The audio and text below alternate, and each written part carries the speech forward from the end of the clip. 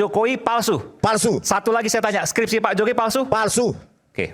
Menyebut Times New Roman, tentu banyak orang yang tahu jenis huruf ini digunakan sebagai standar huruf dalam dunia pengetikan. Bahkan, di Indonesia huruf ini sudah menjadi standar dalam setiap pengerjaan tugas akhir, skripsi, ataupun berbagai laporan. Keberadaannya dikenal luas oleh orang dari berbagai kalangan profesi.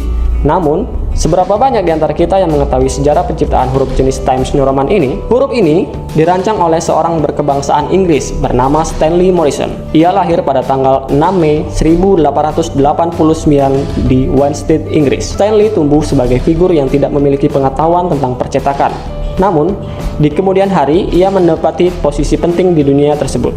Pengetahuannya dalam banyak hal tipografi didapatkan sejak menjadi anggota percetakan The Pelican Press. Berawal dari surat kabar Times. Selama kurang lebih 30 tahun, 1929 sampai 1960, Stanley Morrison menjadi konsultan huruf untuk koran The Times di London, Inggris. Sebagai konsultan huruf, pada tahun 1931, ia mengatakan bahwa The Times merupakan koran yang telah memiliki pelanggannya sendiri. Kita memerlukan sebuah huruf yang tidak sama dengan barang dagangan pada umumnya. Huruf itu harus baik pada dasarnya, namun juga mencerminkan kekuatan dari garis, konsistensi, dan ekonomis bagi The Times. Karena kata-katanya itulah, 3 Oktober 1932 menjadi hari pemasaran jenis huruf Times ke khalayak ramai. Karena pada hari itu, untuk pertama kalinya koran The Times dicetak dengan menggunakan jenis huruf Times yang dinamai seperti koran itu sendiri. Stanley Morrison bukan satu-satunya orang yang berada di balik layar kesuksesan huruf tersebut.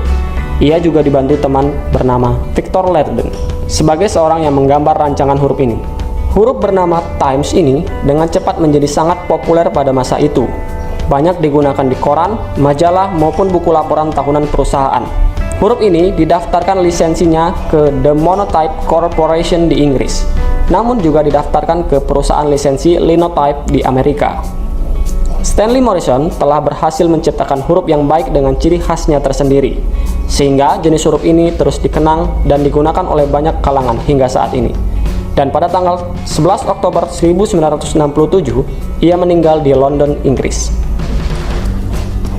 Nah, sudah tahu kan sedikit sejarah tentang penciptaan huruf jenis Times New Roman ini? Kita pakai produknya, kita tahu sejarahnya. Demikian ulasan tentang video kali ini. Nantikan video-video menarik selanjutnya ya kawan.